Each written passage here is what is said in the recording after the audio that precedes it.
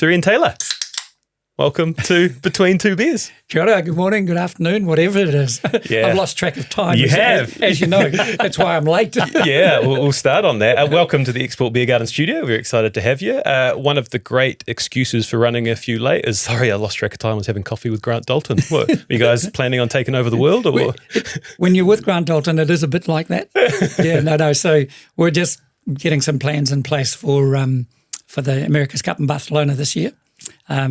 We've sort of like, he's got big goals, big objectives. So I thought we better sit at a table and face to face go, what are you expecting? Let's figure out how because Grant's not one who will ever take no for an answer, and there's nothing that can't be done. So we were just working through the things that he wants that can't be done, which I'll have to go back and get the team to find a way to do it. It's a high-level conversation, that one. 100%. I'm thinking, like, people walking past, are they double-taking, looking at these kind of two luminaries of New Zealand history sitting down? No, we were locked away in his office. Of course. America's Cup, what am I thinking? You can't let any of those secrets out of the bag. With the door firmly shut. Another reason we're excited to have you is because we hear you don't talk to old people anymore, which means we have made the cut. Yeah, you've made the cut. As young people, which we're quite excited about. Yeah, you made the cut because of my son, who's a young person, a younger person. All right. Yeah. No, so my whole idea, it's part of a platform that we've put into schools called Mātauranga, and the whole thing was to inspire, initially it was to inspire Pacifica and Māori kids that this thing everyone talks about as STEM or innovation was in their DNA, and it came from their ancestors. And it's a marvellous story that I didn't know either.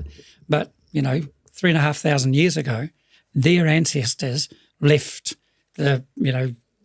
started their voyage across the Pacific Ocean using nothing but the stars, sun and ocean currents. I mean, that's science, that's technology, that's engineering, that's math.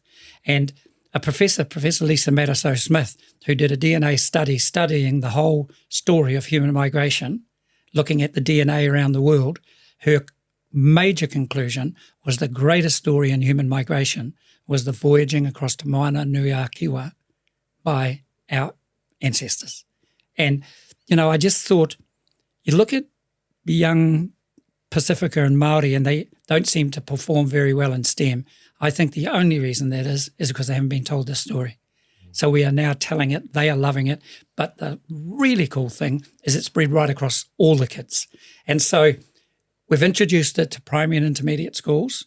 And that's where I come from, this point that I've given up talking to old people. There'll be old people yelling and screaming at Waitangi. And they'll be yelling and screaming next year. Meanwhile, our younger generation are learning the value of this ancestry together, and they will change the country in one generation. They will come out the other end of this better informed, working together. And if you think that, as Lisa Matteso-Smith said, that the first footsteps in human migration began out of Africa. We know that. They didn't start anywhere else. But where did they end? They ended here and on the Chathams. These were the last steps in human migration. They had found everything when they got to the Chathams. And that means that as a country, if there's any country that should understand the rest of the world, it's us. Yeah. Because those footsteps started there, went all over the planet and ended here. And I like to tell the kids that, that's what happened. Humans started this voyage and they were looking for here. And they finally found it. And this story captivated you at age 70. So is that right? Yeah, like it's not something that you've grown up with. You've picked it up in later life and really embraced it. I went to a lecture by Lisa Matteso-Smith. I just happened to turn up, and it just unraveled there. And I just thought, why didn't I know this? Why aren't we learning this in our schools? Because it's so powerful and so unifying. And the cool thing is it's backed by science. It's DNA study. And I remember telling my aunties, hey, auntie, I've just been with this scientist and she's proven that, all those stories we used to tell, they're real. And auntie said, we don't need science for that. Yeah. We know they're true. One of the things that I've found in researching you for this episode, and it's been really apparent in these first few minutes, is your infectious energy and enthusiasm for stories, but also for life. And one of the questions I had at the top is, you don't appear 74. you know, like you don't. But I wondered what it was. What is it like to be 74? Oh, I don't think about it. I guess it surprises me sometimes. I just think, I think perhaps it's how fast 74 years went past. It's a really interesting perspective. You know, we started our business 34 years ago. I mean, it feels like yesterday. I still can see me in Rauponga pulling a radio to bits to see what made it work and then not being able to put it back together again. I can still see it. And that comes from, I think, and I didn't know this till I started hearing more about my Māori ancestry, ko ngā tahu awa tapuai nānihi hei te ira ora mō apopo. The footsteps we lay down in our past create the paving stones of where we stand today. And in that Māori world view, they're always in front of us. So I always see them. I didn't know about that, but when I heard it, I thought, actually, that is how I viewed my life. So it's 74 years of footsteps, and that's really rich. Oh, it's so rich. And the lives that you've lived, they're almost chapters you can pull out of a bookshelf. Because 12 years in TV, I'm paraphrasing it, 30 years in business, and now a new outlook in your 70s, and a new outlook on life and looking to extend life as well. It's phenomenal. I'm so looking forward to the chat. Yeah, so you might get a word in sometimes too, have you noticed?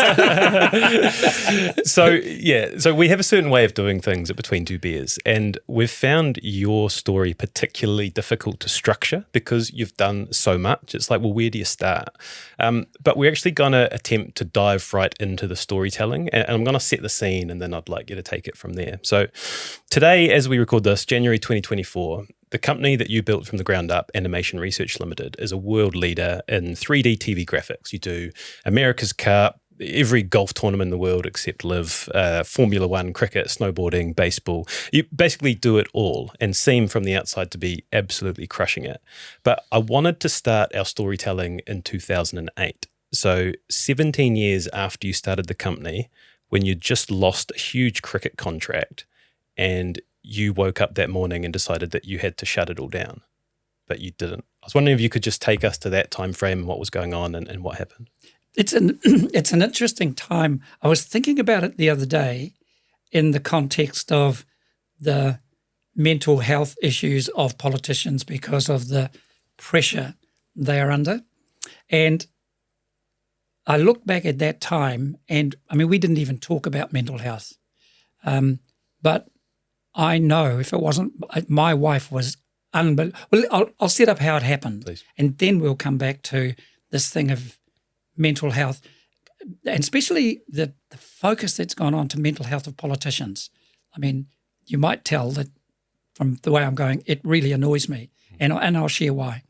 But so yes, so it's an interesting story. It was about we're doing, and we will talk later about all the other things that we do that aren't sport. So we just do sports because we like sport. It just happens to be a lot of fun too. But we were one of the first companies in the world to do cricket graphics. So we were doing graphics and then we were doing it all over the world. And at one stage we thought, it'd be really interesting to see if we could track the cricket ball, you know, because that's what happens. Because we always viewed cricket as a game of chess. So there's the captain of one team who has chess players he moves around, and then the batsman is the other chess player he's playing against. And his job is to knock over those or get past those chess pieces. And when you look at that, it then fired up the idea of that's why the fielding, that's what the story we should start to tell. And one of the important things is where the ball is bowled and then where he dispatches it. Anyway, long story short, we did some trials with it and that was really expensive and it wasn't very accurate. So we decided no one would want it, so we didn't do it. Not very long after that, a company from out of England called Hawkeye did do it.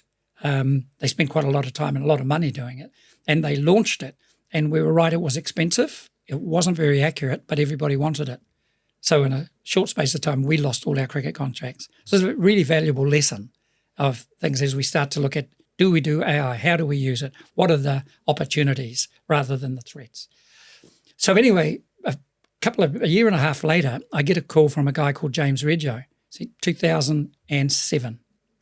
And I see these footsteps. lined out. I'd tell another story. I see my great mate Rod Drury in 2007 started Xero. They all line up because I can see them. And irrelevant to the story, but it's just how I see that past. So anyway, I get this call from James Reggio, and he says, look, I know you used to do cricket. Would you be interested in the contract up here? I said, would we? What? We didn't have any contract. He said, do you do ball tracking? Not at the moment, but give me a moment. And I always tell this story. Turned to the team, said, the guy wants to know, could we do ball tracking? Oh, I don't see why not. That's a geek getting excited, I talk about. So anyway, I said, James, no, look, it looks like we can. How long have we got? He said, 8 weeks. And we had to pay for everything, pay going up, doing the whole lot. I had to develop the software from scratch in 8 weeks in Dunedin in the middle of winter. So that meant I knew we were going to have to spend money. So for the first time, I did a budget, and it was over $1 million. And I remember thinking, we don't have $1 million. And there's no bank's going to go to a bank and say, we're going to do this in India and we've only got 8 weeks.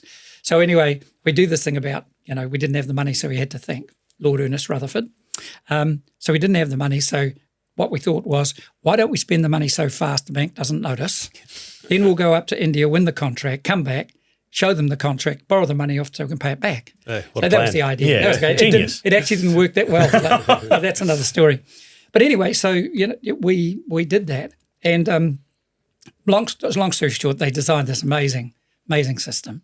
And we went up and we got the contract. It was cool, and we're off. About a year and a half into it, still with all this big loans we have, and the America's Cup had just been cancelled, gone to court again, so it was tidying up storms. Then the guy who was running the Indian cricket, the BCCI, he did a deal with Hawkeye for the IPL, and that deal involved getting rid of us. And so next thing we know, we couldn't fight it. I mean, we didn't have the money to, so we lost it. And that was probably the worst 4 months of my life.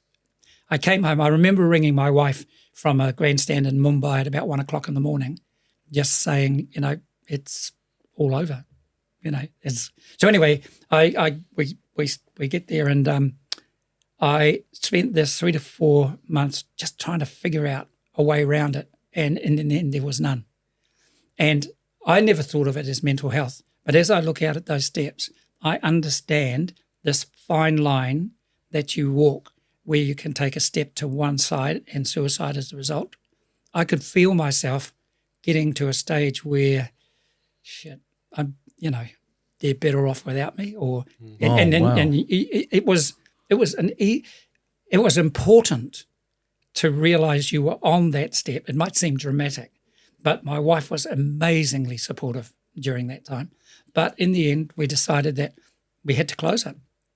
And I went in, and we were about to call everybody together, and Liz came down with me to do it. And that's when Ellie, who's still with us, was sitting at the reception. She had this newspaper, the ODT, and on the front page, Fisher & Paykel had just laid off 480 people out in the Tairi. And she looked at me and pointed at the picture and said, wouldn't that be horrible? Looked at Liz, said, we can't do that today. And we didn't.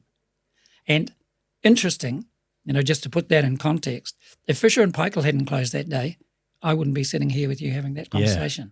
Yeah. We would have. You woke up that morning with the intention. It was closed. It was closed. Yeah. It was closed until that newspaper was in front of me. And, I could have easily just gone, maybe we'll sneak under the radar here because only 25 people will lose their jobs. But it just was this thing. And I don't know, that's why it's valuable keeping all these. Something was there on my shoulder because we didn't. And really interestingly, in the next week, I thought of a really crazy idea that I hadn't thought of before, which I tried, and we pulled it off.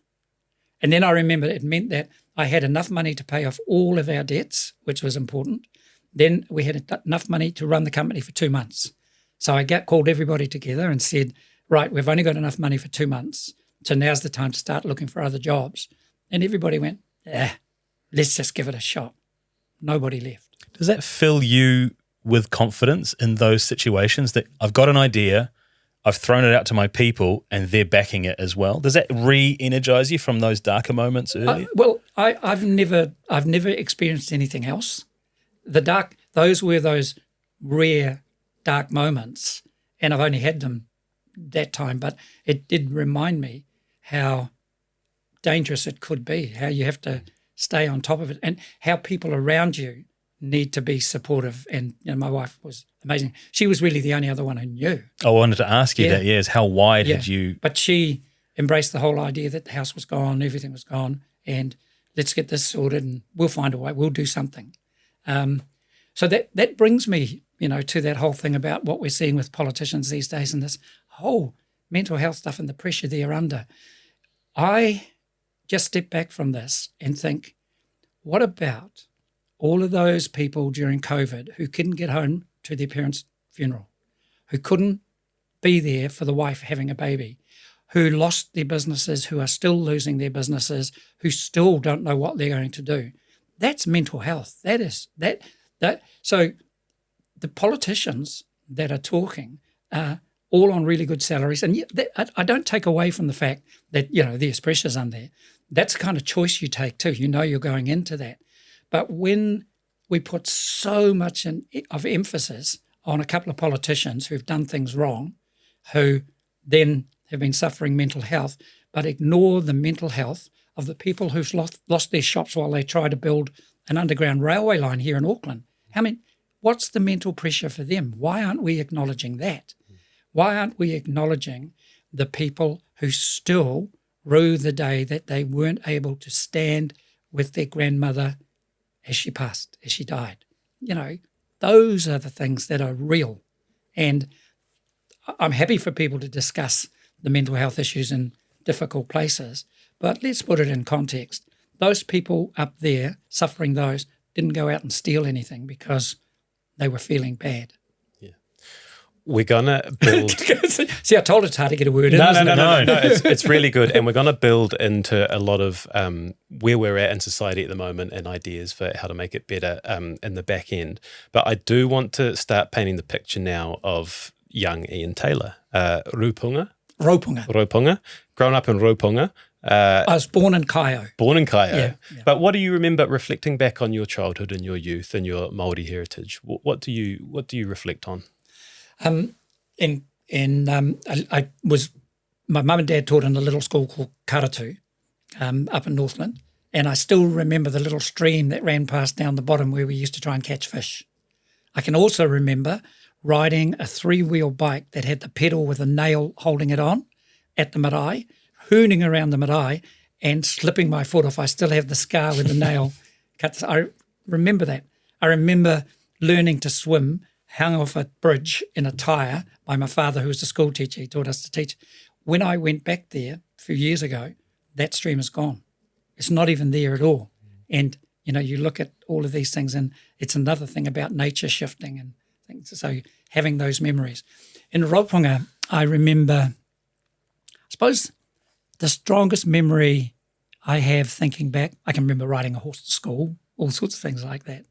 But I think the strongest memory is my aunties.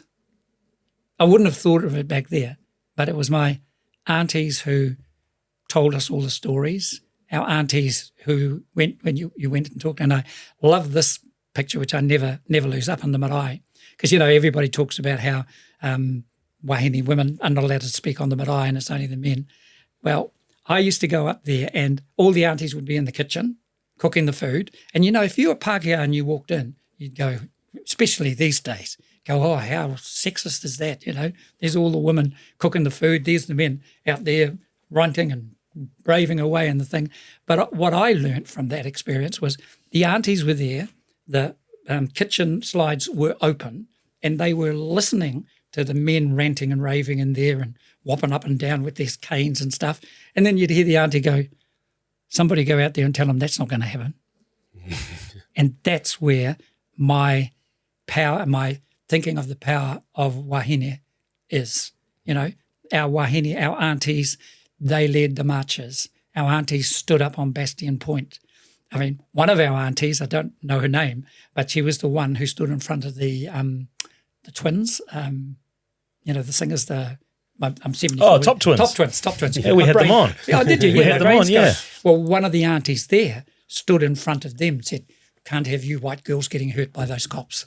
You know, Yeah. those are our aunties. So, you know, I've never, ever thought about this kind of gender imbalance either. It's not in my DNA. My aunties are where I look to. My mother was where I looked at. And for me, it was our aunties who got shit done. One of the amazing things about having a guest like you in is, as we've identified, 70 plus, you've traversed an amazing era. And you speak fondly of the time electricity is connected to your house and a light bulb comes on. Is that a light bulb moment looking back for you as well? There'll be people here who have no concept of a life without electricity. Yeah. And you were there when it was connected to bring a whole new world to you. Yeah. So, you know, I was brought up in a house. We had a couple of houses, actually, coal fire range, which was always going. You know, Mum cooked on a coal fire range. And we had one of those safes that was built into the house. The box was outside with a mesh on it, and you kept your food out there. I remember we had a battery-powered radio that I was talking about. We listened to a thing called Life with Dexter with Dad. We read comics by the light of a gas lamp. So you're always doing that. And then I can still see the shirt I was wearing, 1957, when the man from the Hawke's Bay Electric Power Board connected the house to electricity and with the flick of a switch lit it up like daylight. And I think, you know, I often say this, that's in those footsteps out there, 1957. And for me, it's why I think I do what I do today. That experience I've never forgotten, but that was technology. That was something happening that I didn't know how it happened, shouldn't have happened, but it just changed everything. And so this step to here, I see it's, AI is the same as the light bulb. You know, the computer was the same as the light bulb. There were none when I was doing that. And yet here we are using all of those things today. And I still don't know anything about them. Yeah. I'm going to pull us through the high school years because I'm interested to know what you were like as a student. Were you top of the class? What was Ian like at school? It was interesting. So I tell another story. So very strong memory of mine. Now I'm 11. So it's 1961, I'm 11. And I was playing in the front yard of that house that now had electricity, and a car pulled up and a priest got out. I mean, I figured it was a priest. You know, I didn't know it was a Catholic priest. Now, I didn't know I was a Catholic. So nothing in my 11 years had indicated I was a Catholic. But this priest walked into the house, and the next thing I remember is I'm on a rail car going to Masterton to a Catholic boarding school.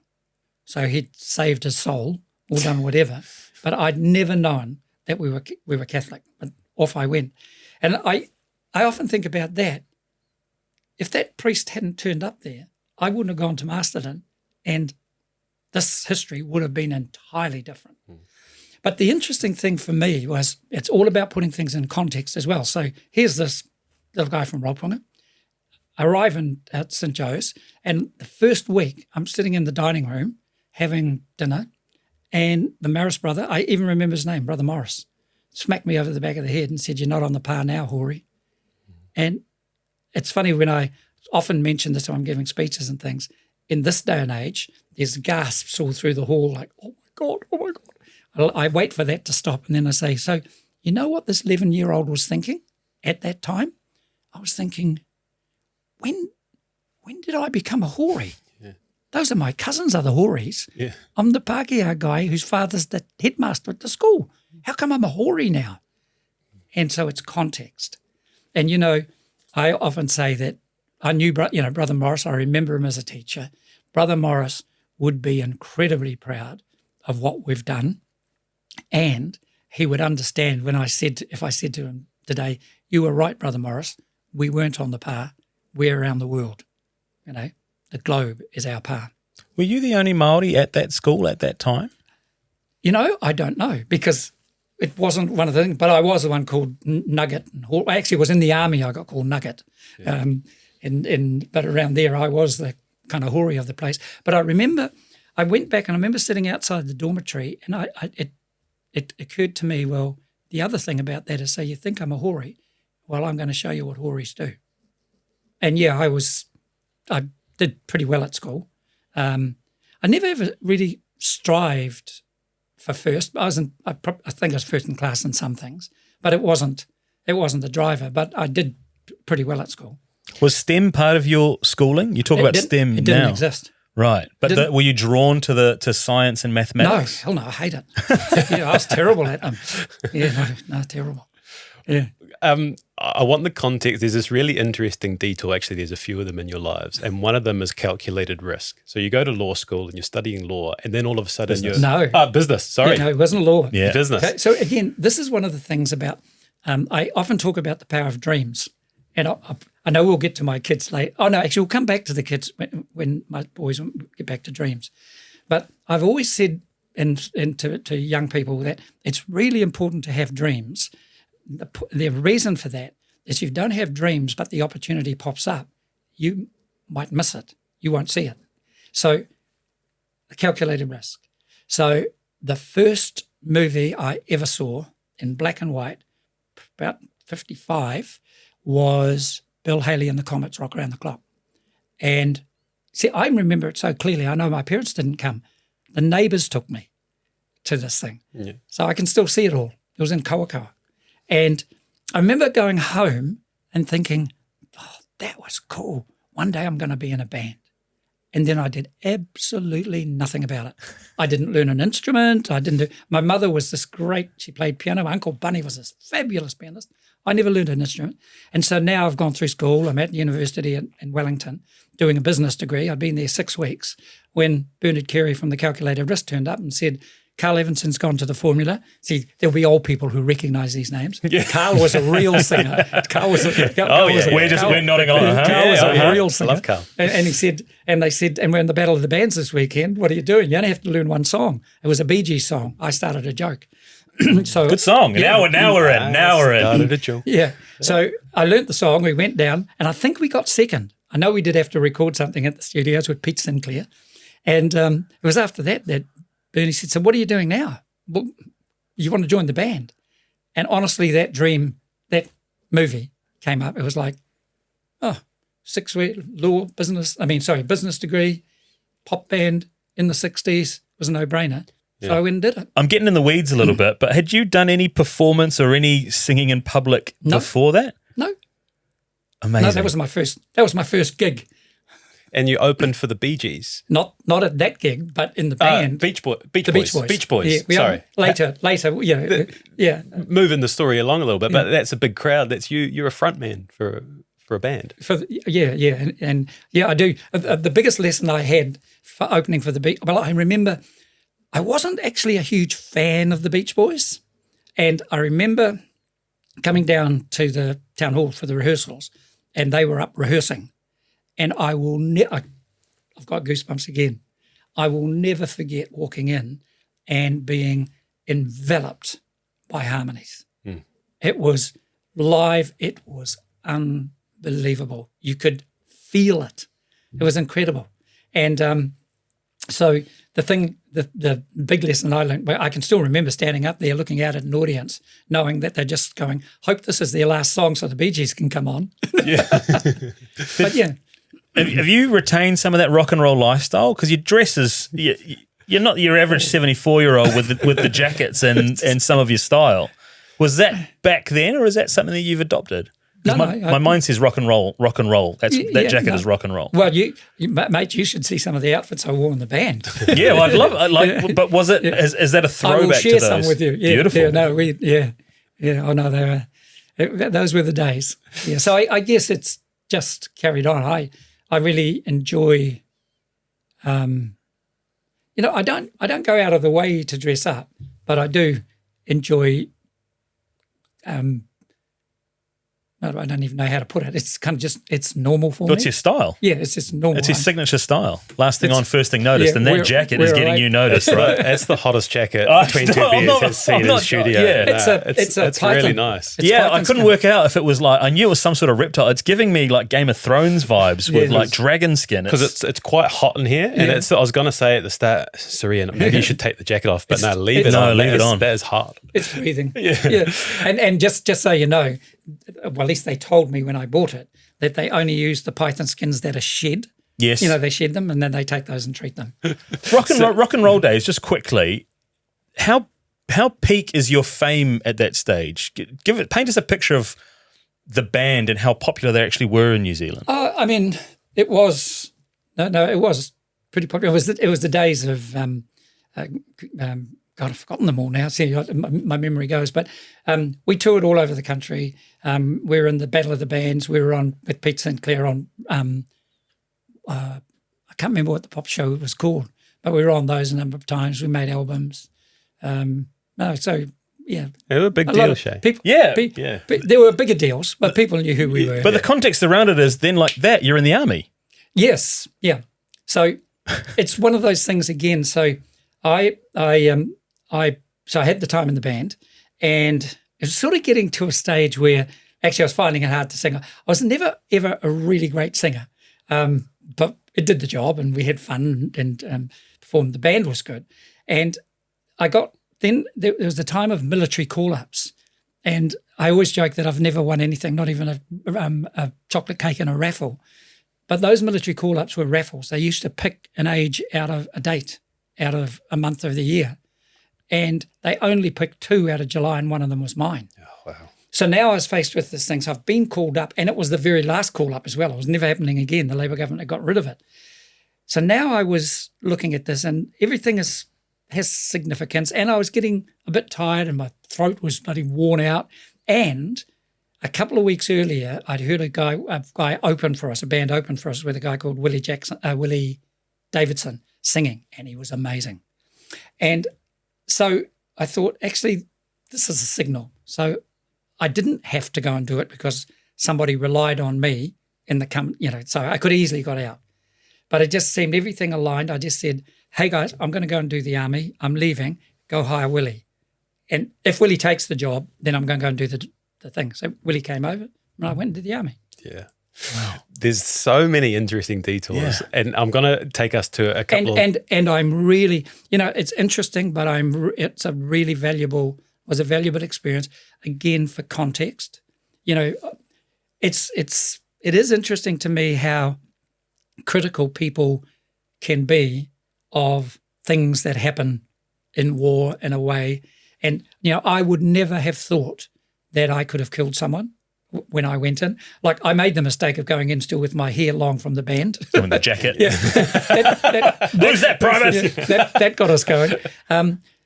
But I can still remember, by the time I'd finished, you got onto these training things, I can remember training. We were training for Vietnam. And I can remember racing through the bush up there, lying down on barbed wire and stuff like this while other people raced over the top of you. I can still recall running and grabbing up, pulling up because they had tunnels, but they were doing for tunnels, and trucking grenades in them and shutting them, because that's what we'd been told to do. Your life depended on it, and you were in that environment. And I think that, there's no excuse for war crimes or stuff, but again, it's that thing of context. And it has been really valuable for me to have done that. And the other thing it gave me was, I remember sitting in the desert, on the desert road there, looking out at the desert road, locked in the military camp there, watching people freely go backwards and forwards. They could stop and have an ice cream if they wanted it. They could stop the car and get out. I couldn't. So that whole sense of freedom grew as well. Give us the context for becoming the host of Play School and Spot On and getting into TV, because this is another life, and I'm going to make our way to TaylorMade Productions. But that gig, was that a dream as well? But like after getting your law degree as well, so you've gone through studies and got a law degree and then gone, Well, TV. Actually, the law degree was interesting because it links to the army, because when I got out of the army, it was, now what do I do? I'm on the side of the road at Wairuru. It's like, now what? But the best place we played when we toured was Dunedin, and we made some great mates down there. So I just rang one of them and said, are there any jobs? And they got me a job in Speight's Brewery, driving a forklift. So I went down and worked in Speight's Brewery for a year. And while I was at Speight's Brewery, I got a call from a guy. They used to do these big capping concerts, and they filled out the town hall. They were amazing. John Gadsby and all those, they had they did shows. They did the first half. And they were doing Jesus Christ Superstar. I mean, no halfway house this, as a part of a capping concert. And I was asked, and a guy rang me. I wasn't at university, but he knew me from the Kal-Q-Lated Risk. He says, I want you to be Herod in this thing. So I went and was Herod. So I got going with all the students again. I thought, oh shit, I better go back. And that's when I thought medicine, law was shorter than medicine. So I did law and went back. And so I finished my degree. And this is about dreaming again. When I was in Masterton, one day a boarder took me home for Sunday night dinner, and we went to their house and they had one of these newfangled things called a TV. And I remember watching the Donna Reed show on a Sunday night on this thing called a TV, thinking, I'm going to be on one of those one day. And that was it. So now, jump forward to the law job. I'm sitting there. Just to put it, I changed this. The story's a bit highlighted. The true story is in my last year of law, somebody came to me and said, they're looking for someone for play school. Why don't you audition, because you can make more money in 2.5 days doing play school than you make in 3 weeks working in the pub you're working in if you get the job. So I thought, well, I'm only missing 2.5, and we never went to the lectures anyway. So I went down, auditioned, got the job. So I did that. And then the end of the year, got my degree, ready to go, and I'm about to head off. And somebody, Mike Steadman from Spot On, says, what are you doing? Ray's just leaving. Do you want the job on Spot On? And I thought, because it was a great show. I mean, it was wonderful. I just thought, law, Spot On, no-brainer. Yeah. I had to audition. This is my audition, right? So Mike gets us together and he gets the presenters, Douglas, Aaron, and says, right, we're going to the City Hotel. So we go to the City Hotel and we drink them out of all of their German wine. There's no New Zealand wine at this time. So we stagger back to Mike's office, and it's a big office, and he gives me a bow and arrow, and there's a target on the wall, and he says, if you can hit the target, the job's yours. And we still joke to this day, neither of us remember whether I hit the target. But that was the start of it. But again, a dream, and that rolls for 12 years, a television career. Yeah. I love the thought of a listener. I didn't know it was that long. Yeah. I love the thought of a listener who's tuning into this episode and they don't know who you are. Yeah. And they're like, what is this? Where is it going next? Okay. So now is kind of like, and we've got a lot to unpack here. I'm so interested in this whole story. So 1989, what is the motivation? What do you see that makes you start TaylorMade Production? What's the lay of the land? It was really simple. So I'm working at TV, loving the job, and I've decided that I really love Dunedin. I'd been offered a job on a current affairs show in Wellington, and I thought not very long and hard about it because I'd really decided Dunedin was where I wanted to live. I liked it, Central Otago, so I didn't take that. But not long after that, TVNZ announced they were closing down the Dunedin studios. I mean, there's 340 people there. We made 30% of all the television that was made in the country came out of Dunedin, and now they're closing it down because it wasn't economic. And the only thing I knew how to do, I wasn't going back to law. The only thing I knew how to do was TV. So that's where I had this crazy idea. At the time, I was doing Funniest Home videos. So I was flying up to Wellington, Auckland, do Funniest Home videos and fly back. So on one of the trips up, I called up the CEO of TVNZ, just forgotten his name now, and just said, a really good guy, said, look, you're closing all that stuff down. What would it take if we were to buy it? Because if you give us just one show, we'll make it and see where we can go from there. Anyway, long story short, I needed $500,000 and we could buy it. I didn't have that. And I love this story because this is my Maori mate who's an accountant, Phil Broughton. So I come home, now I need $500,000, and I ring up, I go up to Phil's place. Phil tells the story. He's in bed on a Sunday morning, and I knock on the bedroom window, and he pulls the curtain open. I said, Phil, I need to borrow $500,000 and we need to talk. So come in. So anyway, we go into the kitchen table, we sit down, he gets all these papers out, says, right now we're going to have to do a business plan, cash flow, this, that, if you go into the bank manager. And I said, I looked at all this and I said, Phil, we're Māori. We don't write things down. We talk. We tell stories. I'm just going to go and ask the bank manager on Monday. And he said, good luck with that. But I went down to the bank manager, remember his name, Andrew Wilson. I went in. And, I mean, he had my bank account in front of him. You could see it only had about $500 in it. And I said, Andrew, I need to borrow $500,000. And Andrew said, let's go for a walk. And we walked the full length of Dunedin and back. and I told him what I was going to do, and we got back, and he gave me $500,000. What were you seeing in the late 80s, early 90s that convinced someone to take a punt like that? Well, I don't know why he took the punt. It was a hell of a story. Yeah, it was another one of those German wine was it? No, I don't know why. But I was pretty confident that if we got a shot at this, there was no reason to shut down the studio. If we got a shot at it, we got a TV show that had quite a decent budget with it as well. So TVNZ said, you can have this for 1 year. And so that got us going. And we just had to back ourselves to say, well, 1 year will turn into 2, will turn into 5, will turn into, and we went. And it did.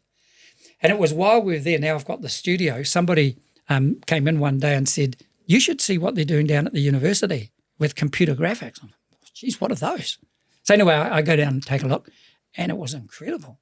And it just occurred to me, and again, no thinking about it. I said to Jeff Wyville, who was the professor who taught everybody, I said, Jeff, if we put what your students are doing in graphics with what we're doing in TV, I was just joking, one day we might get a job in Auckland. Mm-hmm. So on a handshake, 3 of them to start with, came over. I put them in an office, and we just started doing shit. And did you know that was a good idea or a great idea? Were you thinking that could work, but you didn't know that this was going to be? It had to be a good idea. It looked like it was going to be fun. It did look like the future. You knew this was going to happen. And it's kind of like, well, why not? The other thing that I did know was that I now had a business in Dunedin.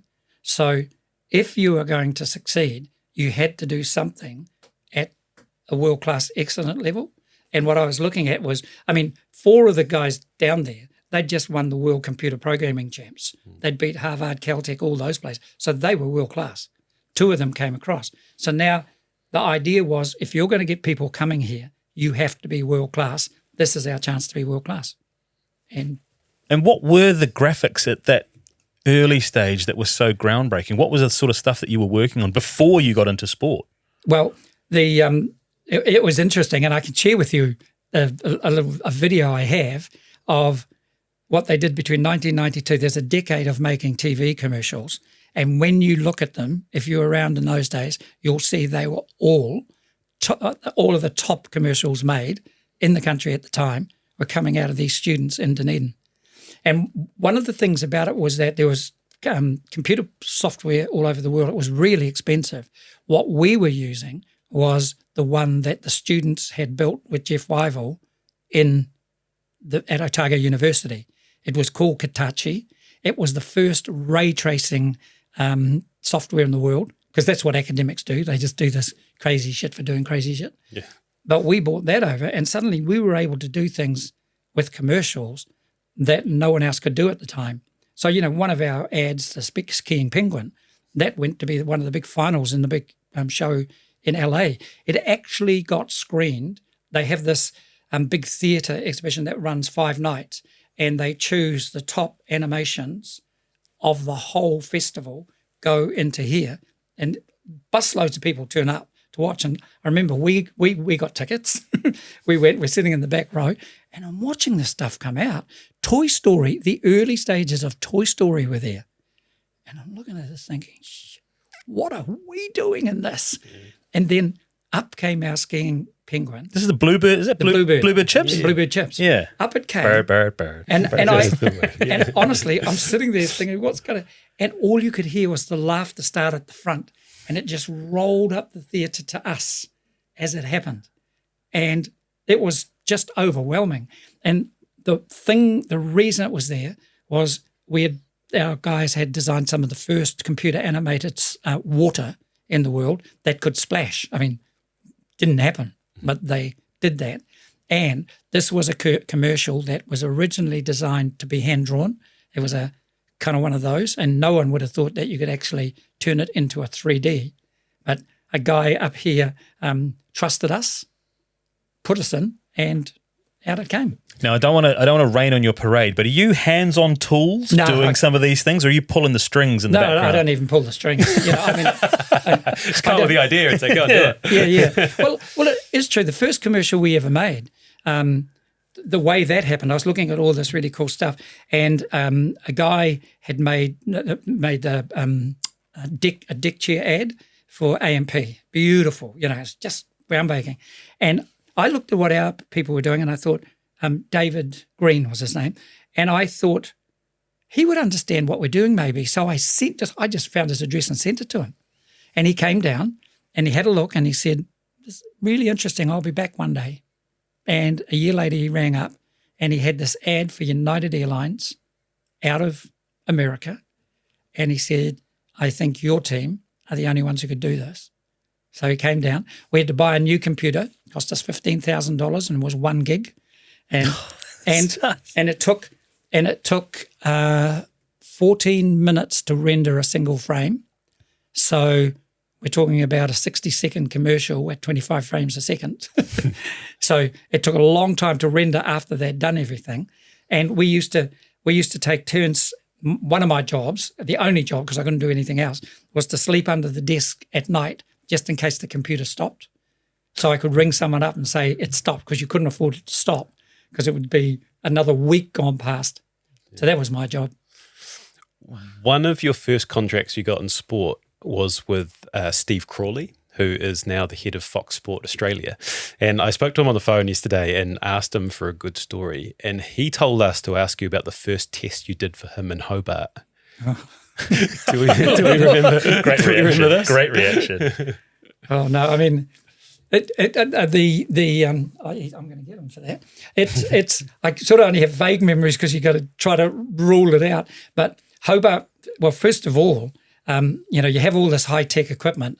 You're there to track a cricket ball from cameras out the side, a couple of hundred frames a second, this little red dot going down the thing. You have to get the gear there. So the first thing that happened was actually getting gear to Hobart was this absolute nightmare. I think we had to get, one of our guys had to take a truck and drive it for 14 hours across Australia to get it somewhere to get it. Anyway, long story short, and I don't know which part of the disaster he's talking about, but there's this whole thing, everybody watches the cricket all the time and you expect the data to be there. But the key thing is that you've got this high-tech stuff sitting there and you don't know if it's working until the first ball is bowled. Yeah. And that maybe, I don't know if it was Hobart that it happened, but it possibly did. The first ball that was bowled was probably an LBW appeal, and it's like, holy shit. So he said that your team were working your asses off. There was, tension and stress and all the work. And 20 minutes before it started, you didn't have it right, or you weren't sure it was going to work. And it did, and it worked fine. But he said you were running around like, was it Basil out of Faulty Towers, just like this. Well, it was what we did was, in those days, we took our programmers with us and they stood at the back, and in Dunedin, the programmers were working as well. Yeah. And so when he saw us running around like blue-ass blowflies, actually what was happening was the guys, it wasn't working. These guys were writing code, sending it back to the other guys who were writing code, sending it back, putting in, now does this work? Will that work? Will this work? Because you could tell when they chuck balls down the side, you could see whether it was doing it. But the real big question was, when that first ball gets bowled, is it going to work? Yeah. And, the relief is huge. But we did, the last thing you ever want is an LBW on the first ball. And we have had one of those. Really? And thankfully it worked. I'm going to attempt to cover sort of 30 years in one hit, and I'm going to lead you up to COVID. But actually, I will remind Steve Crawley that 20 minutes before a game wasn't just Hobart. It happens all the time. I wanted to jump in quickly and wonder that, like, fast forward down the line, is it still sometimes fly by the seat of your pants with the stuff that you do? Cricket, golf, all that sort of stuff is really slick now. People, like when we used to do the golf, we would be at a golf tournament. We would arrive at 4:30 in the morning at the golf tournament and probably be back at the hotel at 9:30. We'd be the last to leave as well because of everything that had to be done. Now, now we do it remotely from Dunedin. We don't even turn up. But if we do, it's everything gets turned on. Or if they can't turn it on, they're turning it on for them back here. They walk in, shut the door, sit down, and it goes. I think that's where Stephen was going, right? As the reframing of your business. Well, no, I've heard and you say that's what happens now. And Steve Crawley and Fox have been amazing to work with. Just amazing. No, I want to know how the business grew year on year, because I heard you say that I think 30 years you didn't make a profit, and then you were sort of 2019 was about to be your biggest year and it all fell apart. But before we get to that, like, how did it grow? Like, did you got the cricket and you got the America's Cup, and like, why weren't you turning over a profit when it seemed like everything was sort of blowing up? So I guess there's two things. So that we were doing a lot of stuff. I mean, some of those commercials had good budgets as well. I can remember the one we did for the seagulls, the holding on to the ferry going across Cook Strait. We said no to that, or I said no to it, or the team said no to it about 5 times, because, you know, there was just no space to do it. It looked really cool, but they were too busy. And then in the end, the ad agency came back with a budget, and it was like, okay. So I went back into the room and said to the guys, if I came in here and put $5,000 and dropped a brown paper bag with $5,000 on it on each of your desks, could we do it? And they went, yep. Yeah. So I think to put it in perspective, it wasn't, when I talk about not making a profit, it's about not making a profit that you could take. So even today, I've never taken any money out. So we've taken no dividends, none of that. It always was getting reinvested. Right. The key always was nobody to lose their jobs. So you always had to make enough money so that they all had jobs next year. You had to pay all those other things. And then we were always investing in stuff so that we didn't have to borrow money from anybody else. So, you know, these days you have all the startups, and the first thing they do is go out and do a round of fundraising or whatever. I don't even know what it's called. And I don't think we even had it in those days. It was either the bank or yourself. Yeah. And so we just have always done it ourselves. And we got to a stage in 2019 where after we'd done all of that, there was this stuff left over. It was holy. And that's what I called a profit. It's only a profit if you can because take there's it. probably a misconception, like TV, it's a glamorous area. So the thought from the outside looking in is you'd be rolling in it. But it's interesting to hear that you wanted to reinvest and you wanted to keep building the program to be able to do more cool stuff as you progressed. Yeah, we're still not rolling in it. You know, I mean, that was it's never the driver for me anyway. I talk from a Māori perspective. It's and this is only me looking back, because I didn't start like that. But it was really interesting. I was given Māori Business Leader of the Year, and I thought, how did that happen? I was actually going to turn it down. And somebody said, you can't. I mean, look at what you do and how you do it. And I thought, really? And then I looked back at how we worked and where the values lay in the company and the whānau and the family and all of that. And, you know, that was the stress of that day of closing, why it was so hard, because all I could see was all of the families, the children, everybody. So somebody highlighted that to me. And as I looked at it, I thought, actually, it is a Māori business. And it is. And one of the things about that is it's intergenerational. We're not thinking about what is the take in 15 months' time. What's this? What's that? What's the exit strategy? We don't have an exit strategy. Well, you don't have a business plan either, do you? No, we don't have one of those either. My son, and never had one. My son's working on those. He's working on that. Yeah. So we talk. Well, actually, you know what? I think that, again, there's a concept of a business plan. I think I always had business plans. They just weren't written down. You know, there was a vision, there was a plan. You knew if we could do this and we could do that, it was going to, a lot of the time it went, if we could do this, we could do that. God, it's going to be a lot of fun. Yeah. Not we'll make a whole lot of money. Yeah. But the other side of that plan as we went through was, you know what? If we do these things right, doesn't matter what it costs us now, if we do these things right, one day someone will pay for them. And that's what's happening. There's an analogy you use, I think, which is laying in the hull of the waka. Can you explain or expand on that for our audience? Yeah, so that's a really good idea of the business plan. So again, this was the waka haurua. This came from the voyaging, and Hotaroa Kerr was telling me about it. Like, they train young Māori navigators, and he was telling me about it. But that whole navigation was understanding and learning about how you navigate using the sun, stars, sun, and ocean currents. They all go together. And he told me about training this young Māori guy, and they went out for their 3-day training.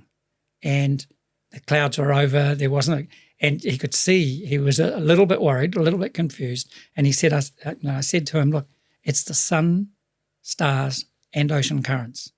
Go lie in the waka and listen to her, feel it. And he went down, and sometime later he came back up and said, I know where we are.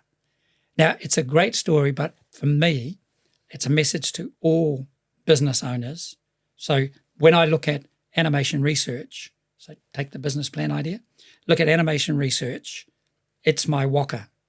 And I have always, never realised it until I heard that story, I have always laid in its hull and felt where she was taking us, not where I was going. And you feel that, and then you knew that I'd go up on stairs and saying, she says it's this way. That's why she's going that way. And you knew you had the A crew to help her go that way. And for me, it's one of the reasons why just about everything we've done is a world first, because you lay in the hull of the waka. And so what I say to CEOs and business people everywhere, ask yourself tonight, when did you go lay in the hull of your waka? That's really strong. Being world first is where I want to go next. And the framing of it is COVID, right? So 2019 comes. No, 1989, 1992. 1992, the graphics for the America's Cup were a world first. Nobody had ever done real-time sports graphics from a real event. Nobody. And why did we do it? Because we had discovered that New Zealand was in this, and we were going to have to watch this boring stuff on TV that was America's Cup, where boats disappeared for hours and didn't come back, and it was sort of like, what do we do to make this interesting? And the team got together, well, if we get data off the back and we do this, and that was the beginning in 1992, and it was the first time it had ever been done in the world. And so when we did golf, it was the first time it had ever been done. Yeah. When we did cricket, it was the first time. So as you always look around and goes, nobody's doing that. Why aren't they doing that? Yeah. Do you celebrate those firsts? Or do you go, yep, we've done that, now what can we do? Yeah, no, exactly that. Like so it wasn't only sports at the same time. We're building air traffic control simulators. So we built an air traffic control simulator, and when I was down there last week, I was watching. So this is 2004, I think it was 2004. We built an air traffic control simulator, and we'd never built one before. See, I say we. I didn't have anything to do with it. I just said yes, we can. We built this air traffic control simulator, and all these years on, it's still being used around the world. We've never had to do anything with it. And it wasn't in any business plan, but we've just finished building airports for the airport in Kathmandu, and now started a contract for 5 airports in Croatia that are going to be operating in the air traffic control simulator we built. Yeah. I mean, where did that come from? Yeah, where does it all come from? But I've heard you talk about you don't like the word challenges. And I've been trying to bring COVID. And I hate talking about COVID, but it's a really important part of this journey for you guys. COVID was really important. Yeah, because it reframed what you did, right? It made you work remotely. It made you get more, I've forgotten the word. You had to get more creative with what you were doing because you were on the verge of covering all the sport all over the world and everything got shut down. Yeah. Can you take us to that period? Yeah. So again, it wasn't any light bulb moment. The light bulb with the team of people I've been working with is always going on. So this was just another wake up in the morning, holy shit, they just closed everything. Now what do we do? And, I do talk about the fact that I was over in America at a golf tournament when it happened. And we had 14 people overseas, I think, 12, 14. And so we knew we had to get them all home because the borders were closing in America 2 weeks later. So before I got on the plane, I rang up Cheryl as our CEO and just said, Cheryl, we're just getting on the plane on our way home. What I'd like you to do is when we land, I want you and me, we need to just gather everybody together so we can tell them no one's going to lose their jobs. This is when we've just gone to zero income. And so could you just figure out how we're going to do that? Bye. And jumped on the plane. I flew home and and I apologise to anybody who's heard my speech as they're going, oh, I've heard this before. But I flew home and Cheryl had solved it. And she said, well, first of all, that profit, well, that's gone. So we're going to use that to do it. And then and I said, where does that get us to? She said, about July. And I said, oh, okay. And then she said, but we thought we better see what else we could do just in case we needed to do something else. So what she'd done was got the team together and said she'd made this decision that no one who was earning $65,000 or less would have to have a cut. Because she said, if we can get 20% off the salaries, we will be able to guarantee everyone their jobs till December, which is pretty big. That's March. So she shared that with everybody. So everybody below $65,000 didn't even have to stay at the table. Everybody above thought about it and then quietly emailed back to her what they thought they could do. And when she got them all together, it was down by 20%. And she always jokes, she started it by cutting hers by 50. And she always jokes, and she told me that she'd cut mine by 70 while I was on the plane. Yeah. So that kind of what happened. And then the idea was she'd already planned it before Jacinda sent everybody home. She was sending everybody home. But even on that flight back, she was thinking ahead. All the houses were equipped with all the gear from work so that if we needed to, they could work from home, but we didn't have anything to do. So now we're sending them home and their job description was look after yourself and anybody in the house. And we can pay you to do that till December. You don't have to do anything else. But it would help if we thought about how we're going to come out. And that's where we used opportunities. Don't think of the word challenge with COVID. What are the opportunities COVID will present? And a couple of days later, John Rendell, who's our head of innovation, I've got this opportunity. And the opportunity sounded like a challenge. He said, what if the borders, the sports start again, but the borders are still closed and we can't get there?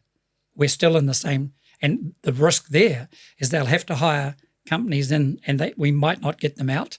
So I said, yeah, so not saying what's the challenge there. I said, what's the opportunity, John? He said, well, it's a really cool one. We'll just do it all from Dunedin. And that's really where it started. And I said, can we do that? And he goes, yeah, I got some ideas. I'll just work on them. And it was, I think, 8 weeks later, the first, and we were in lockdown too, the first sports event in the world went back to air, golf tournament out of Texas, and we did it remotely from Dunedin for the first time ever in the world. And we can still do that. The really interesting thing is we've got all this stuff. We can do these events. The Ryder Cup was in Paris this year, and somehow the team convinced us all that you can't do the Ryder Cup in Paris remotely. We have to go. That's the one we're going to go to. Yeah, we have to be there for that one. It won't work. Yeah. Because did that revolutionise you personally? Because prior to that, were you here? I mean, I know it impacted everyone because everyone was grounded. But post that, prior to that, had you been here, there, and everywhere on planes? Yeah. You might have heard about Air New Zealand have this elite priority one secret group. Well, you have to travel a lot of miles, but I was in that. I was one of the first in it. Yeah. And I tell people there was a period over 4 years when I was only in Dunedin for a full week 4 times. That included travelling around New Zealand. But I have a map of 2 months of my flights that the guys had animated over 2 months, and it was called all the way to the moon. And so I was always flying. And that's another thing, that's why, I'm just so grateful my wife brought up 2 kids while I was having fun. She had a real job. She was a lawyer. She had the real job. I swanned around the world doing this. But now, this whole remote stuff, it's just changed everything. And it's come at a really cool time too, because now if I have to make a choice between travelling overseas or spending the weekend with my moko, it's a no-brainer. I'm staying with my moko. This is a really good point to have a little bit of a family detour. And you mentioned Liz, and if you're open to it, I was hoping you could tell us about the difficult time in her 30s, I believe. She had an aneurysm, right? And she was, like you said, a high-ranking, high-powered lawyer. She was a partner with Ian Galloway. And from what I understand, it took sort of between 6 to 12 months for her to come right. Oh, it was an amazing experience, and she'll kill me for talking about it. But I think it's a story worth telling because it came out of nowhere as well. And what started to happen was she started having these headaches, and she's from Invercargill, so she never complains about anything. There's no complaint. So anyway, it got to the stage where she had to go and see a specialist, and they all told her it was a migraine. And it was really interesting. She just said, it's not a migraine. You got to get to the stage where, some people do understand their bodies. She said, it's not. But it went on and eventually her father rang me and said, look, we need to get a brain scan. I'm going to ring the hospital tomorrow and we'll just pay for one because, this is just bugging Liz. Let's just get it out of the way so she can get back. I mean, I think even I was starting to doubt. So anyway, that was going to happen on the Monday. He was going to make a phone call, and it was a Sunday night. I woke up, she sat bolt upright in bed, that he just gibberish the whole lot. I won't get into too much detail, but long story short, she had this massive aneurysm. We got her to hospital, and she was paralysed. She lost all her language. I remember weeks sitting beside the bed.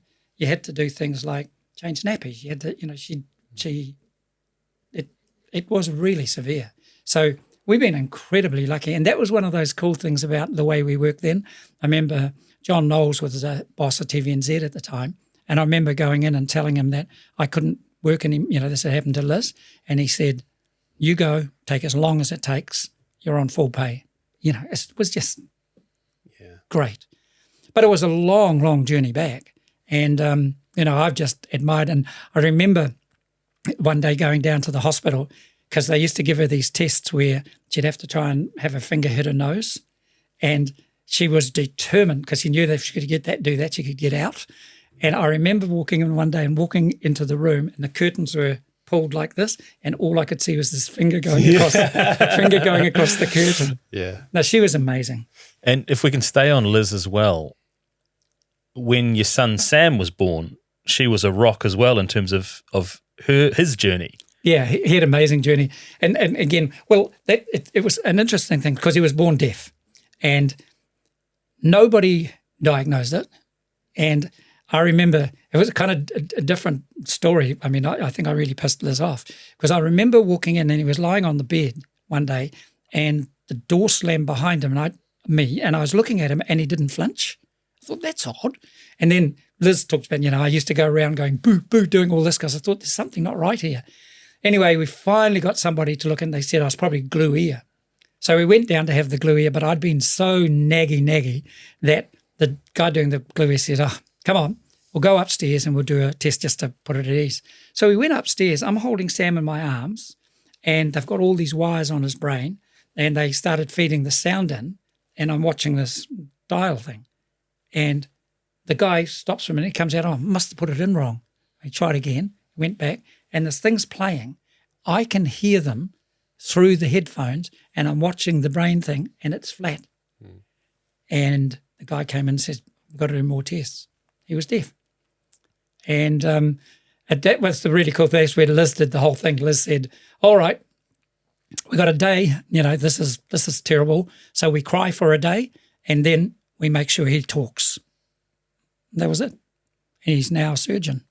Yeah, I spoke to Ben about Sam and your family, and I sort of asked, how it reframed perhaps how you looked at life. And his words were, Sam rewrote the rules and it made Ian perhaps aware that anything was possible. Mm. Is that fair? Well, yeah, I mean, I do look at what he did, and again, as I sometimes hear people talk about how hard things are, it just seemed like Sam never treated anything as hard. He couldn't hear. So, long story short, he just did all of these amazing things. Nothing stopped him. He went off, as a deaf person, he went off and taught snowboarding in Canada. Really? Yeah. He did a degree, he did a physics degree, did an honors physics degree, got to the end of that, and then decided that, and I remember when he got to the end of that, decided that he wasn't going to be all that good at it. He said, other people are cleverer than I am. I'm going to do medicine. And so, again, we were told he probably couldn't do that because by now he had a cochlear implant. But I remember saying to him when they first started suggesting, no, it's probably not a good idea. I remember saying to Sam, look, Sam, you've already got a degree, you've got a disability, and you're Māori. No one's stopping us going in those doors. Yeah. So he went. And, here we are 10 years later. This year he sits his big final exams to become a vascular surgeon. And he's never, ever doubted. And once we got to know who he was, we never doubted it either. That's such a cool story. And on the other side of it, you've got Ben, who works for your company. That must be such a cool experience. You talked about sort of intergenerational, having your son, just with you as much as possible, as much as anything. Yeah, so Ben always tells me off because he says I'm always talking about Sam. He describes Sam as the black sheep of the family. He's a surgeon. He hasn't got a real job. But Ben was really interesting as well. So Ben they were different. I remember when they were working, Sam was overseas and Ben was overseas working for us at one time. And Sam was in Kenya working in a jungle, in a hospital in the jungle. And he sent me this picture of him in the jungle with all these little kids on his shoulders, around his legs. He was staying in an orphanage to work at the hospital in the middle of a jungle. And the same day, Ben sent me a photo that said, how do you like my new pad? He was in the 5-star hotel in Dubai, in Abu Dhabi, on the racetrack, and it was them to a T. But Ben did some amazing things as well. So he went to school and then he decided that he was going to go to America and get a degree in America. He's going to get a scholarship for tennis. And he was playing tennis in Dunedin and they weren't good enough. So anyway, he decided the competition there wasn't good enough. So without us knowing, he did this whole thing at the start of a season. And then he came home one day and said, I've just been talking to our headmasters. He's organised for me to go to a school in Lower Hutt so I can play tennis and I leave on Monday. Can you take me there? It's like, what? So anyway, we dump him at this college. And what's all this about? I'm going to play here. I need better tennis because I want a scholarship because I'm going to college in the States. Well, we didn't think that was going to happen. That end of that year, his mother had to pack everything up as we flew him to the States, to that college where he did his business degree. Incredible. And then came out of that and he's run our business all over the world. But I like to share that story. Remember I mentioned the dreams? I had to speak at his college breakup when he was, not college, primary school. And he was 8. And he said, he came in and said, Dad, I need to see your speech. It's great. All right, here it is. So anyway, he read the speech and he came back and he said, it's not bad, Dad. And I like the stuff about dreams, that stuff about, Bill Haley and dreams and things. And he said, but you've missed out the most important thing. And I think, here, I'm about to get advice from an 8-year-old. I said, yeah, Ben, so what have I missed out? He said, well, you can have all the dreams you want, but they'll come to nothing if you don't get out of bed. And I've never forgotten that. Wisdom. And when I look at if anybody asks, what have you done at your company? We got out of bed. How has grandchildren changed your perspective on life? Oh, it's the only reason we're here.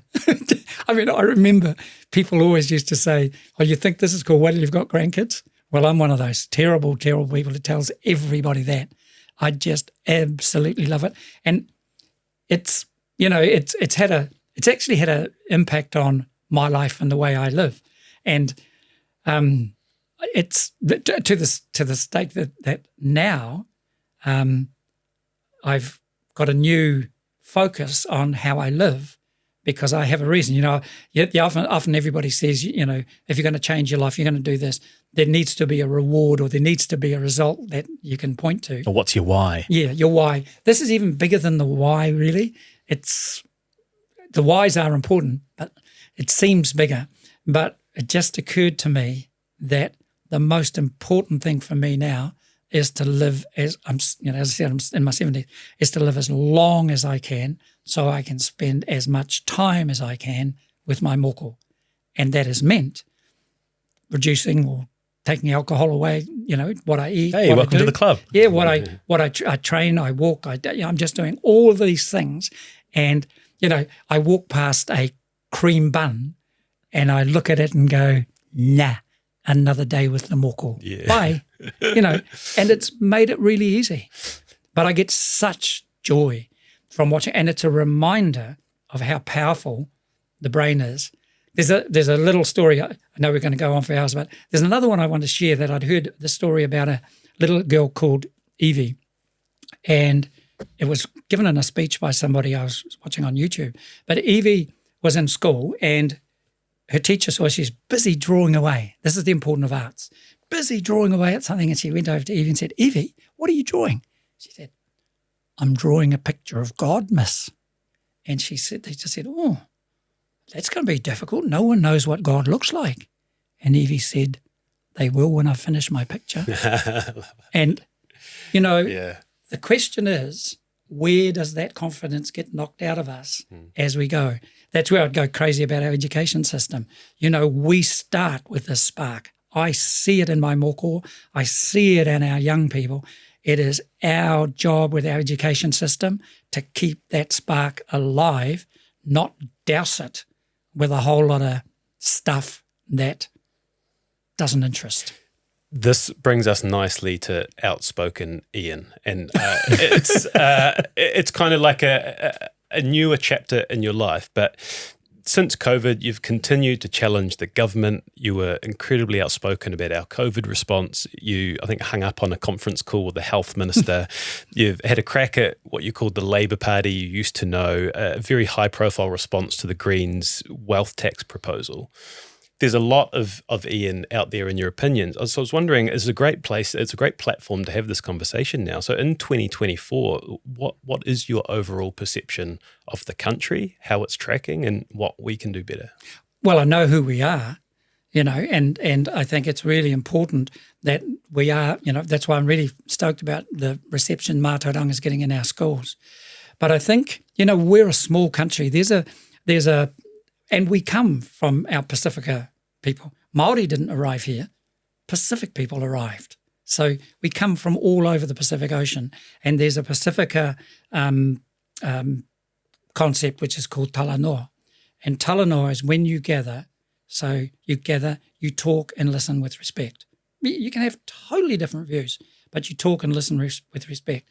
And as a starting point, wouldn't it just be a change if our parliament had talanoa written on the door when you came in? Because, and I guess maybe it's now having the moko, I don't see a vision for the country. And there are some visions that I think we can create. And the way I construct my vision is, if we're going to do this, this, and this, I've got to be really comfortable that I will put my arms around my moko and say, you're going to be okay. I can't do that at the moment. In fact, it's really difficult to do that at the moment. But there are ways we can do it. And I'm working with a group, we called ourselves the Coalition of the Willing, and politics goes out the door, and we're just hoping, and a lot of the stuff we should get on and do ourselves, but you do need governments to put regulations and things in place. But just going out there and slicing this and cutting that and yelling at each other and trying to score points is not what we need right now. So, Ian, we were talking on the phone yesterday in prep for this, and you spoke about how upset it made you when politicians talked about Kiwis losing their mojo or losing their way, because you're surrounded by so many capable, young, energetic thinkers and workers and doers. Yeah. Can you talk to us about that? Yeah, and, I think that is the risk. I don't know why this, well, I think I do. They like to find these controversial points and they're going to fix it or something like that. But the more you say that, the more it becomes real. And we've got to stop that, because it's true. I saw mojo everywhere. I still see mojo everywhere. And as I said, I go to Mike Casey's farm on the fossil-free farm. Mojo to beat the band. Rocket Lab, mojo to beat, it's everywhere. Why are we taking this other stance when it's not true? Or maybe the reason we seem to have lost our mojo is because of our politicians. Maybe if the politicians actually did a better job, we'd all feel the mojo back. They're the ones maybe destroying it. So that's why, I just think we need to be out telling these stories of Wayne Mulligan and his bioforestry staff, of Mike Casey, of just everybody. There's a Māori iwi group down in, I think it's around the Lower North Island, and they're doing this amazing stuff with passive housing. Now, who knows about that? Architecture Van Brandenburg, who just opened this stunning fashion house in China that is 6 times the size of Te Papa, made entirely of recycled materials, designed using 3D printers, all out of Dunedin. It's been declared a building of national importance by the Chinese government, and nobody even knows about them. Yeah. And it's stunning. So it's time to get our No, it's not time to get our mojo back. It never went away. Lost it. It's time to stop talking about losing it and shining a light on it. Have you ever considered getting into politics, or would you? Yeah, not even no. And I mean, it is. I've worked alongside a lot of politicians, and I mean, I think it would drive me crazy. We are in a space where you have to make decisions and you take risks and you have to move fast, and it's fair to say that, you can't really do that with a government. There are consequences that you've got to be careful of. We need to be moving a lot faster, and we do need to be taking some of those risks and reducing the risk, gathering the right people around to reduce the risk. But no, I definitely couldn't be a politician. Tell us, taking a slight detour, tell us a little bit about Tech for Good and what that is. Well, there's quite often people look at Silicon Valley and say, that can be defined as tech for greed. What can we do with technology to make more money or make this, that, and that? And so we have looked at Tech for Good. So we have a little kind of segment that we just call Tech for Good, and that's where Mātauranga comes from. So, with a Pākehā businessman out of Christchurch called Dennis Chapman, we've funded $1 million platform that's gone into schools, because it has to go into schools to be free.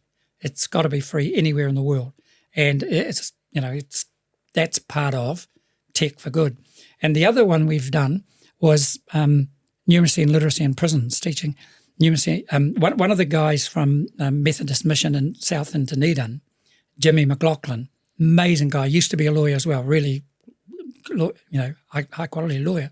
He gave it all away because he wanted to do something else. And one of the things he was doing was designing programs to teach numeracy and literacy in prisons. And he came to me and said, we are trying to teach these people in exactly the same way that failed them in the first place. What could we do?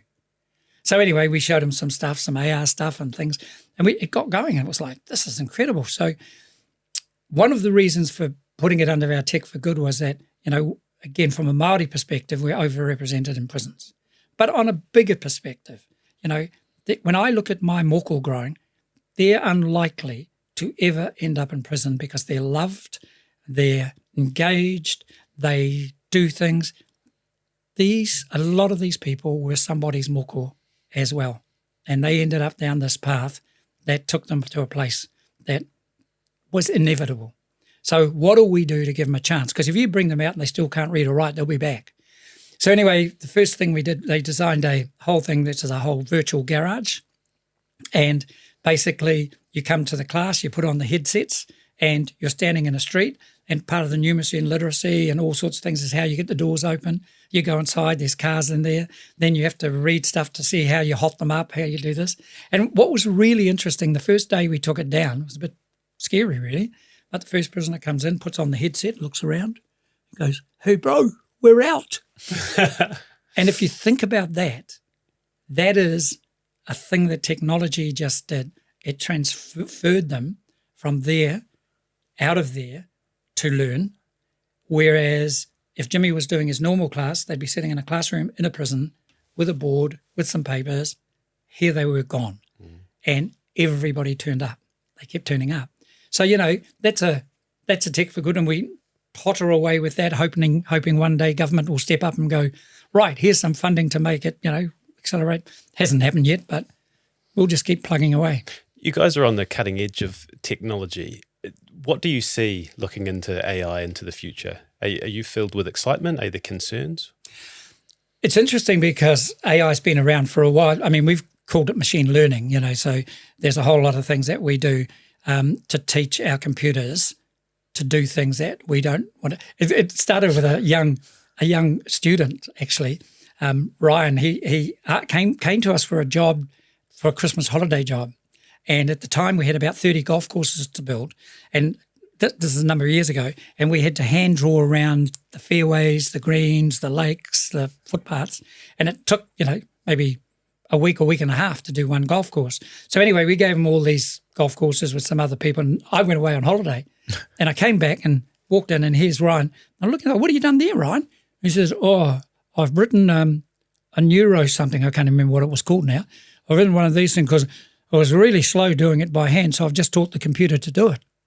And I said, what show me? And so he showed me the thing, and this thing was, I said, how long? Because knowing it took, a week to 2 weeks to do hand draw. I said, how long does it take the computer to do? If you got me a good computer, it could do it faster. Yeah. I said, well, how long does it take? He said, a minute. So it was doing the job in a minute. That was machine learning.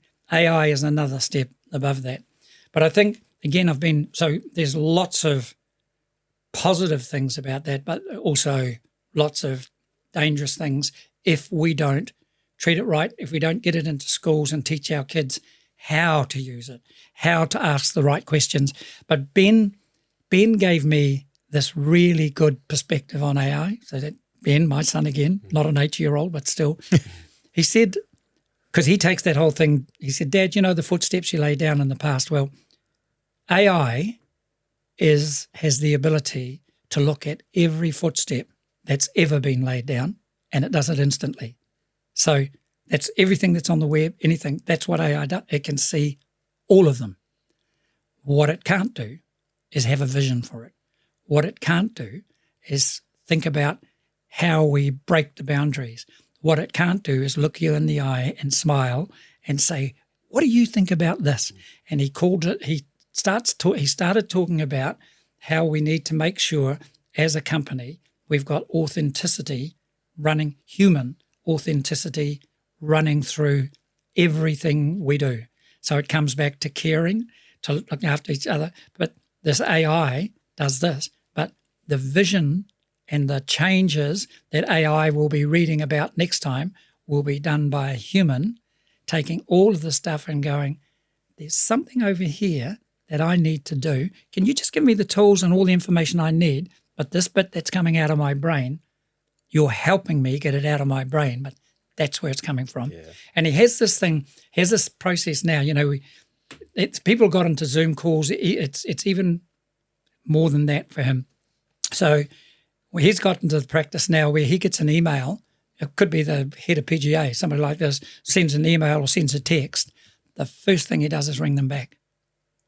And he said it's amazing because that's what brings the authenticity again.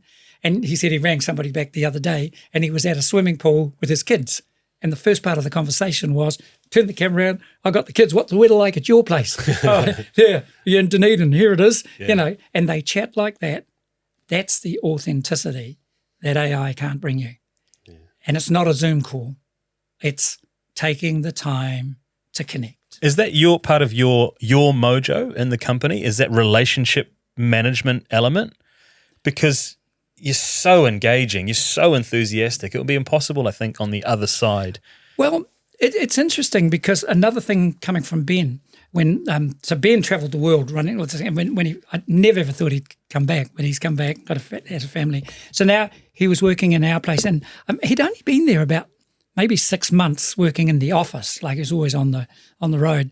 And one day he took me aside and he said, it was after a meeting I'd had, which I thought went really well. And he took me aside and he said, Dad, you know that sometimes you come across as a bully? And I was absolutely shocked. I mean, it would be the last thing I thought I did or intended to do.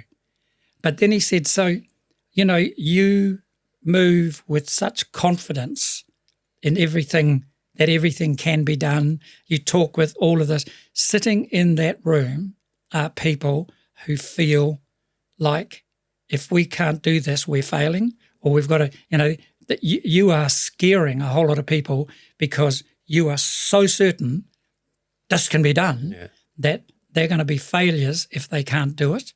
And that was really powerful. You know, I'd never have thought of myself as a bully, but actually when I thought of it in that context, I was, and I still find myself having to step back going, shit, you just bullied that through. And I don't mean to. What I think when we're having conversations is everything goes. So that was like the conversation with Grant today. Everything goes because when we walk out this door, we walk out as mates, and everything we did in here stays in here till it kind of just disappears. And that's what I think. I thought happened, but that's my thinking. Yeah. That thinking might be impossible for somebody who's, you know, only been there for a couple of, maybe a month or a year, 3 years, 5 years. What am I doing thinking that's how they will view a conversation? They could be terrified. Yeah. You've got such good self-awareness. I mean, that's outside awareness that's good to have, but just in general, you can tell it like I say, it's so contagious. We're getting to the end. We won't keep you that much longer, but I just wondered, reflecting, like it's been such an incredible life and you've obviously got so much more to give, but when you reflect back on it, in this sort of setting, are you just filled with pride of what you've able to achieve, or what is the feeling that comes out? Well, not what I've been able to achieve. It's what we've been able to achieve. I mean, I don't think I've done anything. I wake up every morning and go to work. Like when I was in the band, I woke up and we went to work, we did these things. I just did my thing. And, you know, there's a great analogy with the band. I often talk about the fact that that was my first job. My first job was a band. And in the early days, you sort of dismiss it. But actually, again, as I look out with those footsteps in front of me, that was my first business as well. There were 5 of us in a business. And we had to deliver to our customers what they wanted, or no one would turn up at the next hall we went to, and we wouldn't have enough petrol to drive to the next one. So it was a business, and we learned how to work with each other. You were in each other's laps all of the time. So the interesting thing about that, and the context, I guess, I think will answer your question, is a few years, about 3 years ago, I think, I was given a doctorate of business by Otago University, and everybody at work pissed themselves. Really? They don't know you. But anyway, so I've got this doctor of business, and I was told I had to ask, he said, you know, when you receive it, you've got 8 minutes to talk to the audience, talk to the students. And I never really thought about it because I wasn't quite sure what I was going to say, but I just thought, I'll get something going. I had a rough idea. So I'm sitting on there, it happens, and then those footsteps I laid down in my past came out. And I remembered as I looked out there that 50 years ago, I stood on this very same stage as a singer in a band, the Kal-Q-Lated Risk, and played to the audience out there. And I said, as I was standing here, what I realised was I was just the singer in the band. I'd never learnt an instrument. I didn't know how to play anything. All I did was stand in the front. The real magicians were the ones who played the music. They stood alongside me. They were the magicians. And now as I accept this business degree from Otago University, I'm still just the singer in the band.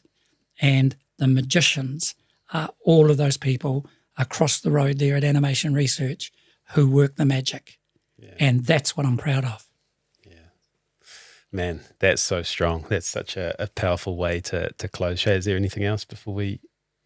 No. It's a storied life with so much more to come. I've got to tell you about the front row. Oh, yeah. What is the front row? Don't forget the front row. Yeah. People often ask, what's your management structure? Well, actually, yeah, that's a question. Yeah. What do you do? What is your role? What do you actually do? You're the singer in the band, right? But it's not an actual band. I am actually a singer in the band, It is a band. They're the musicians behind me. But actually, when we look at, and they've formed it themselves. So, Ben, my son, Cheryl, who's the CEO, and John Rendell, who went to school with Ben, as our head of innovation. And he's got no degrees. He just came straight to us from school. He's an absolute genius. So anyway, they've all come together and they've formed There's kind of the concept of 3 CEOs, where you have 3 CEOs all working. So they haven't done that. They've just called theirs the front row. And much to Cheryl's chagrin, she's the hooker. So Cheryl's the hooker in the middle, and they've got the 2 props on the outside, and they meet every week as the CEO, as the front row to discuss strategies and stuff. And I'm the water boy. And when you think of it in the context, it's exactly what I am. I come down off the sideline. I've got 30 years of footsteps. I bring those footsteps onto the field and bring those footsteps onto the field and put the ideas in to the front row. And that's how we discuss. And Ben pointed out to me the other day, he said there was this great speech on TV of one of the big English locks was talking about the water boys. They were in a test with the All Blacks. They were 1 man down and on their goal line, and there was a break, and the water boy ran on and to give advice, and the advice was defend. And he said, "That's a bit like you, Dad." Yeah. Yeah, thanks. Oh, man, that's so good. I think just for me, I feel really lucky to have shared this time with you. I've learned a lot. I love your idea about the coalition of the willing. I love we haven't lost our mojo, because I feel it too. The people we have in the studio every week is so inspiring and so energetic, and there's so many amazing stories to learn from. So thank you so much for coming in and giving us your time and sharing that with our audience. I've really loved it. Shane. Yeah, for me, people spoke about your enthusiasm and your energy, and it's infectious. And the fact that in your 70s you got a new lease of life by looking at our past to look ahead at our future, for me personally, I think that's really, really inspiring. And I take that away, that the footsteps, they are out in the future. You don't know what there is to come, but you can learn so much from where you've been. Well, I think that's that kind of concept. The footsteps are actually behind you. They're at your back. Otherwise, you'd know what it was like. And I think, even just when you're driving back to Hamilton, whatever you're doing, just pause. We actually lie in the Waka. Oh, yeah. Yeah. But just pause for a moment and just start looking at those footsteps that shifted something for you, did this, did that, did that. Go back as far as you want, and then just make sure they never go away. Never go away. And that today, I just added another footstep. Cheers, Ian. That's been awesome.